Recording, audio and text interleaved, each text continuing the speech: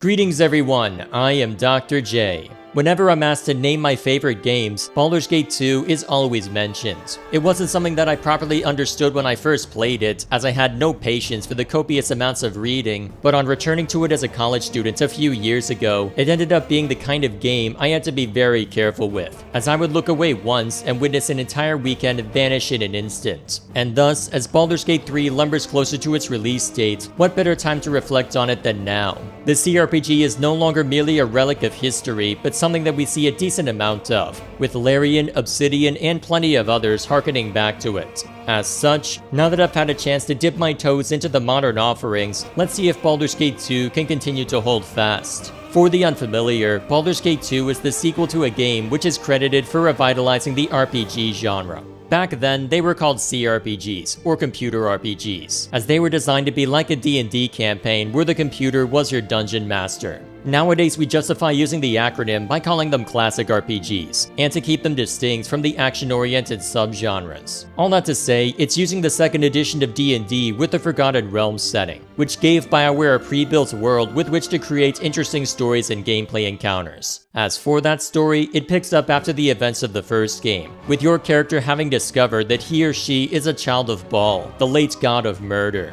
Having foreseen his death, Baal, quote, spawned a score of mortal progeny, all of which possess some modicum of his power. And it is on account of those abilities that you find yourself kidnapped by an unknown but powerful mage. Once you escape your initial cage, you emerge in the city of Athkatla, far away from the city of Baldur's Gate where you had been before. You quickly learn that Athkatla is a city where magic is forbidden, so when your captor oversteps, the local magical enforcers aren't too keen on him and lock him up. Unfortunately, he also convinces them to take your childhood friend Imoen into custody as well, since she was naturally defending herself against your captor's aggression.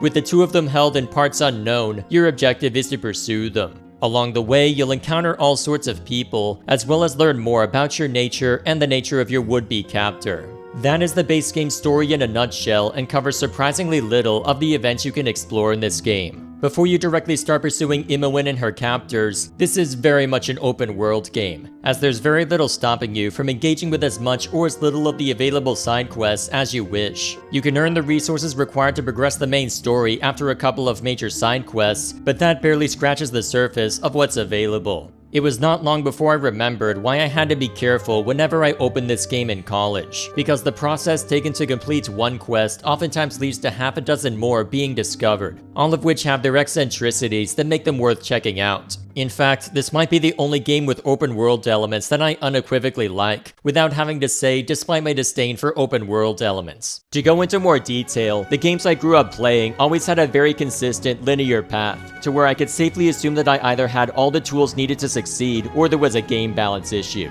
Since I ended up gravitating to strategy games, game balance ended up being my chief metric to judge gameplay. Open world games, however, aren't by design impossible to make airtight from that standpoint, as the ability to go anywhere at any time can easily mean a player ends up out of their depth, especially if the game has a progression system. In that case, the difficulty curve can end up inverted, where you have a very difficult time getting used to it, but eventually you build up enough power and skill to where nothing can touch you, not even the final battle. So if that's such a problem in open world games, why do I like Baldur's Gate 2 so much when I'm able to see to any quest at any time?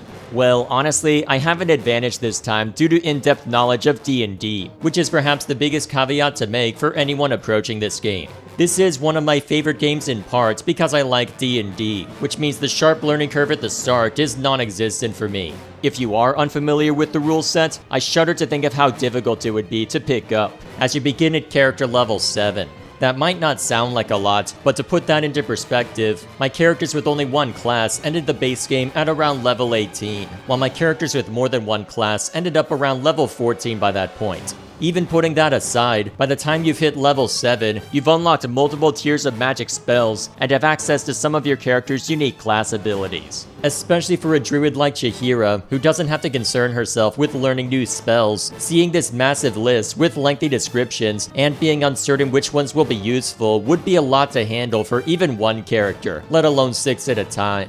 for a lot of magic especially, a substantial amount of the combat boils down to knowing what spell counters what other spells, which can be a lot to absorb if you're completely unfamiliar with the rule set. Granted, not everyone on your team will be a spellcaster, as it's pretty simple to boss around martial characters and thieves, but still, it can be a lot to take in all at once. Fortunately, even if you are new to the circumstances, starting out in your captor's dungeon allows the game to properly introduce everything important in a relatively contained environment. They can introduce concepts like quest-specific items, the fact that some doors require specific means to open them rather than good thief skills, dialogue options having an effect on outcomes, and introducing new party members to the group.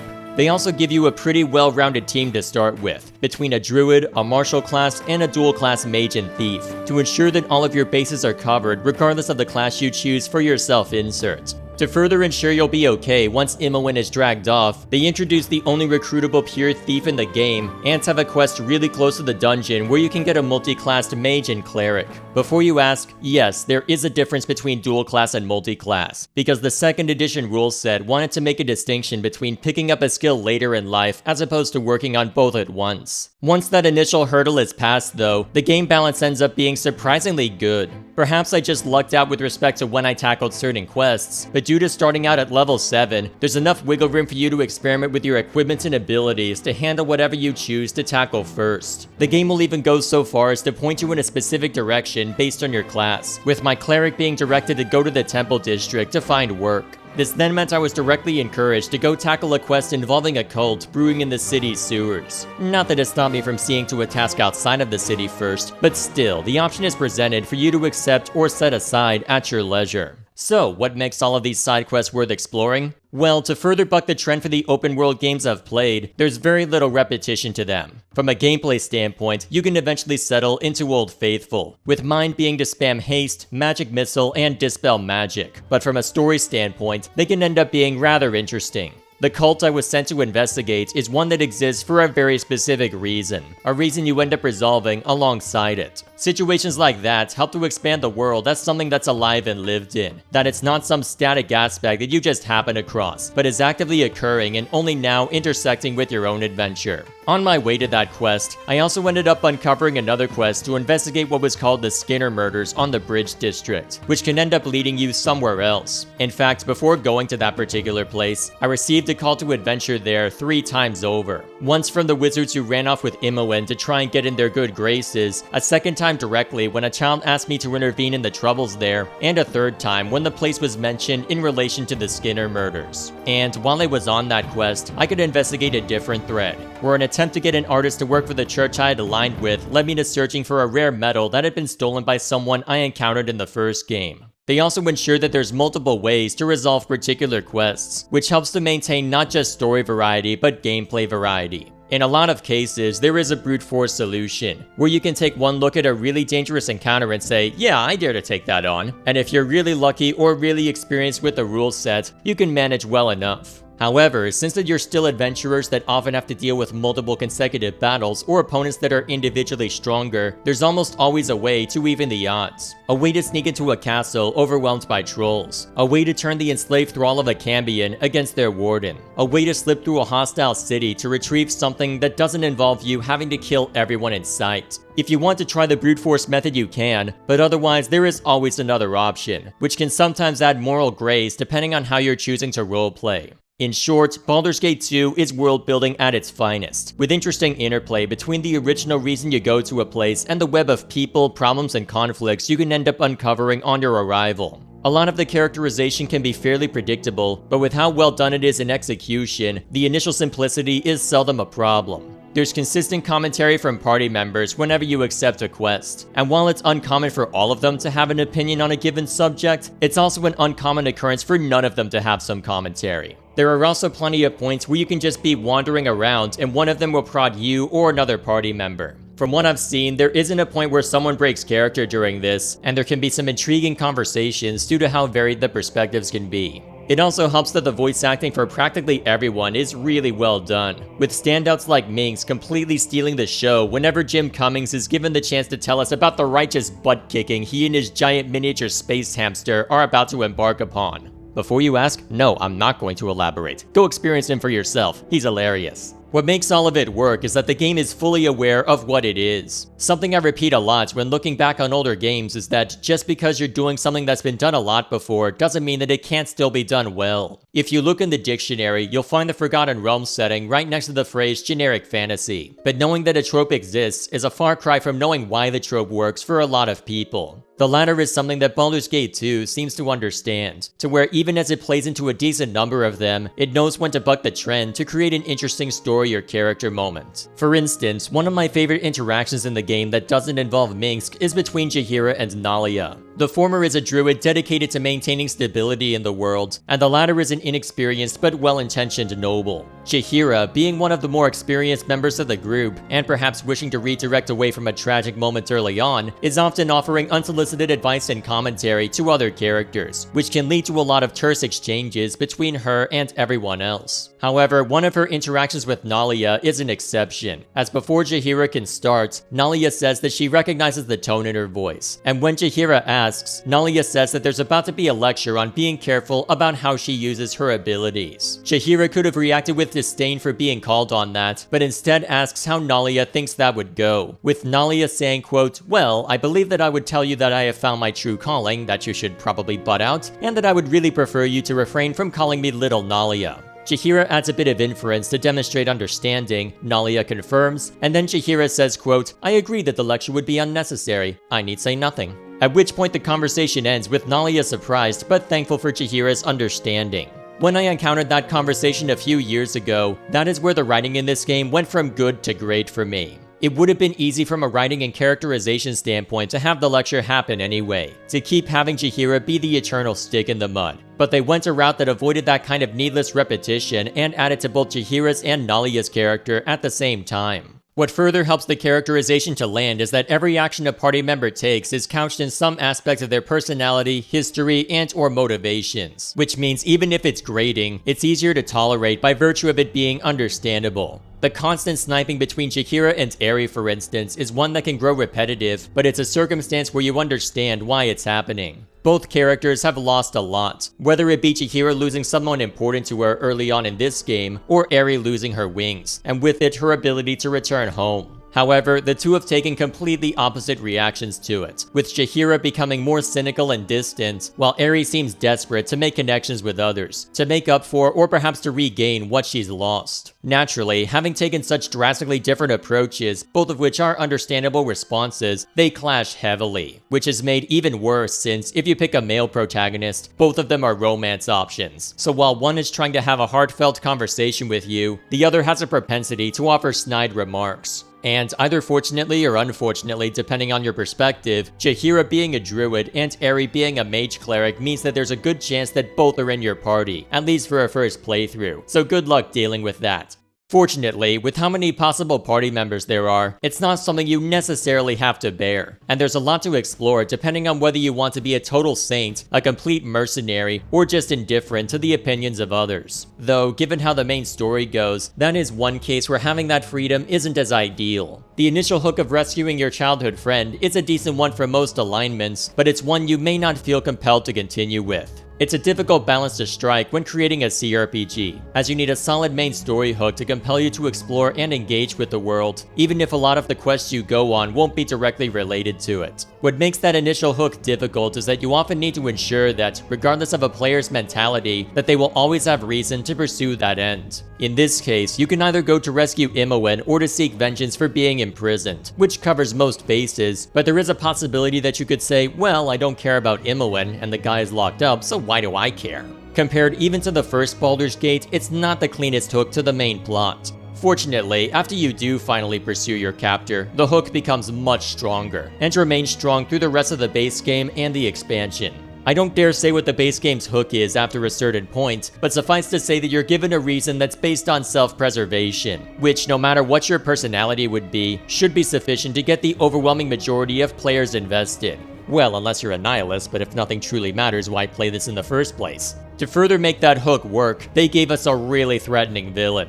Even if you don't have the context to know how dangerous someone would have to be to capture your party at the end of the first game, your captor is presented as a cold, calculating force of nature, with zero respect for anyone other than himself, and the magical strength to back it up. All of it further reinforced by a strong, stern voice that further carries the sense of superiority his words and actions demonstrate, leaving you with a major threat whenever he's on screen. As for the expansion, the main story there takes a much different turn. Your captor in the base game is not the only one who has shown interest in you as a child of Bal, and as the opening cutscene demonstrated, you are far from the only one. In a similar vein to your final foe in the first game, others believe that they can inherit the totality of Bal's power if they're the last one standing, and so the strongest of them are wreaking havoc on the world to claim ownership of that. Given the chaos being unleashed on that count, and with them eventually seeking to target you, you are aided by others to help put a stop to them.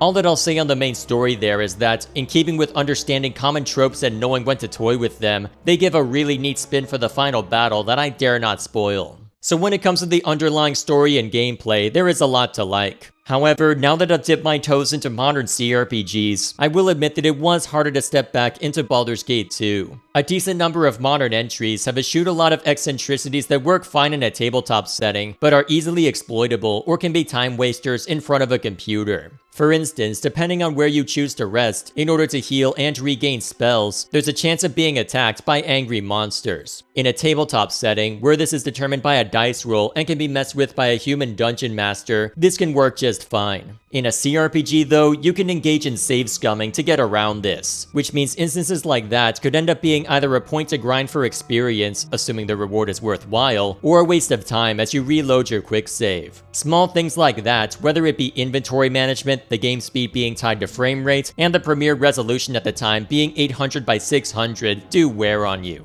At least the music is still really nice, giving a good mix of atmospheric ambience and tense battle music. They did change composers for the expansion, so there's a bit of a tonal shift for said expansion, but it works well enough for the sake of the different story focus, and it stays close enough to the original themes that it fits right in. So if all of that's the case, why did I play the original instead of the enhanced edition? Sure, it won't eliminate every concern, but at least it'll add more artwork and HD resolutions, right? Well, yes, it would, if I hadn't refused to buy it on principle for two reasons. Both of them are because of events surrounding the release of Siege of Dragonspear, which was created by Beamdog, the dev team that created the enhanced editions, and was intended as a midquel between Baldur's Gate 1 and 2.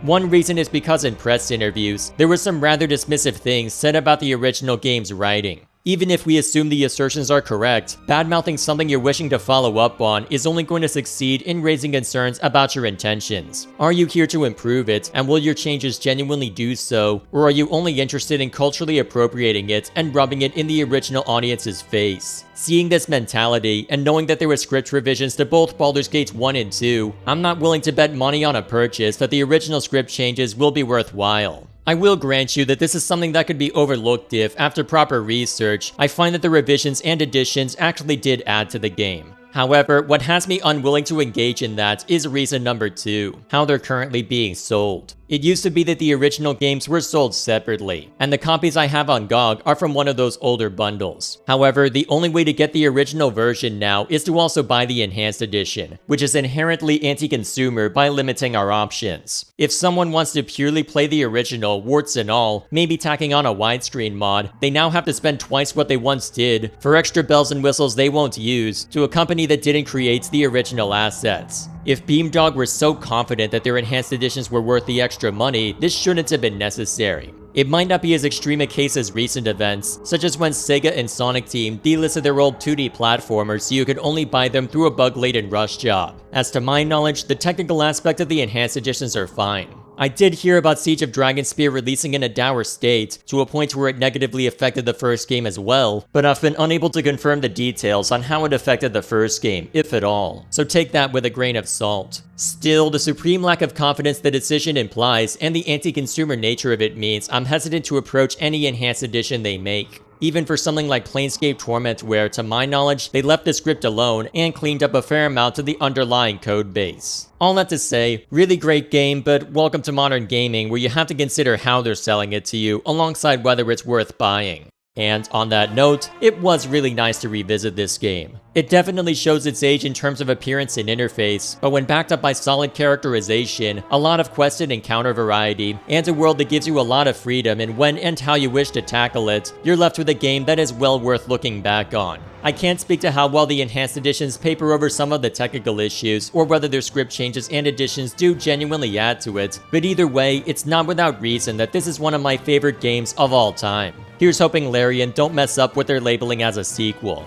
With that said, that's all I have for this video. Thank you all for watching. Please like and share this if you find it deserving, and subscribe to this channel for more reviews and retrospectives, as well as other content posted on a semi-regular basis. I'm unsure if I'll be able to complete this video before the third game is out, as the release date getting moved up on PC drastically reduced the window of opportunity, but whatever the case may be, I'm looking forward to seeing what said third game has to say for itself. That said, the most likely CRPG review you'll see next is Pillars of Eternity, as it's a video I started working on before pivoting to this one, and I'll be using it as a chance to try something a little different with my presentation style. Besides, I'm going to be treating Baldur's Gate 3 as a slow burn, so it'll be a while before that one's seen to, even if I can wrap up the Pillars of Eternity video in a hurry, especially considering the reported completion time. Regardless, thank you all once again for watching, let me know what you think in the comments below, and always remember, go for the eyes, boo, go for the eyes.